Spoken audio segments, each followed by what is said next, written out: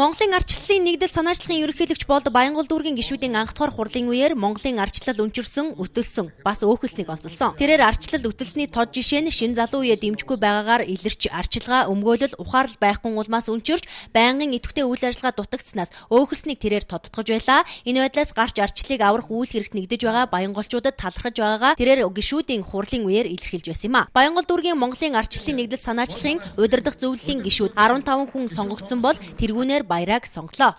Өнөөдөр бид одоо нэгд улс төрийн намд өнөөдөр иргэн бүр оролцох болцоогүй юм нөхцөд бол бид санаачлагын төрийн бус байгууллага бол энэгээрээ дамжуулаад өнөөдөр Монголын ард түмэн төр улсаа удирдах аваа явдаг тэр их үйл явцаа бол өрнүүлэх ийм болцоо ийм том одоо өргөн чөлөө гаргаж өгөхийн тулд өнөөдөр энэ санаачлага ажиллаж байгаа. Ардчлалын одоо үндэс үеийг хамгаалах, өмгөөлөх.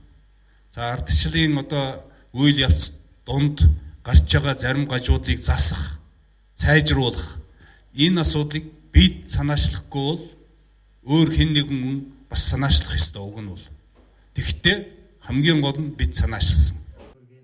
Харин Баянзүрх дүүргийн салбарын нээлт 2016 оны 4-р сарын 30-ны өдөр Сүнжингранд зочд буудлын хурлын танхимд болж 60 гаруй гишүүд дэмжигчид ирж оролцсон юм. Хуралдааны үеэр улсын хурлын гишүүн Монголын ардчлалын нэгдэл санаачлагын ерөнхийлөгч бол Монголын ардчлалын нэгдэл санаачлагын удирдах зөвлөлийн гишүүн Батбаатар, Аравдандорж, Бямба, Инхтуя болон Монголын ардчлалын нэгдэл санаачлагын хяналтын зөвлөлийн дарга Бадам гаруунаар ирж оролцлоо. Ерөнхий сайдын зөвлөх Батбаатар Баянзүрх дүүргийн салбарын нээлтийн үеэр ардчлалыг тасалгааны цэцэг нялх хүүхдэд зүүрлээд тэдэнд байнгын ардчилгаа, сувилгаа, анхаарал халамж хэрэгтэй байдгийн адил ардчлалын үнэт зүйлийг цаг үргэлж мэдэрч түүнийг ил тодор хамгаалж үндсэн сэдвийг туслах явдлаас зааглаж чаддаг байх ёстой хэмээн үзэж байгаамаа. Мөн Баянзүрх дүүргийн салбарт удирдах зөвлөлийн 9 гишүүн сонгогдсны 4 нэмэгтэй 5 нь эрэгтэй гишүүн байгаа. Хүүсийн харилцаа нас насны төлөөллийг сонгосноор онцлог байлаа. Салбарын тэргүүнээр нийслэлийн иргэдийн төлөөлөгчдийн хурлын тэргүүлэгч үнэн гишүүдийн олонхын саналаар сонгогдож Монголын ардчлалын нэгдэл санаачлагын ерөнхийлөгч болдоос салбарын батламжаа гардан авлаа. Ийхүү Баянгол Баянзүрх дүүрэгт Монголын ардчлалын нэгдэл санаачлагын 16 17 дахь салбар тус байгуулагдлаа.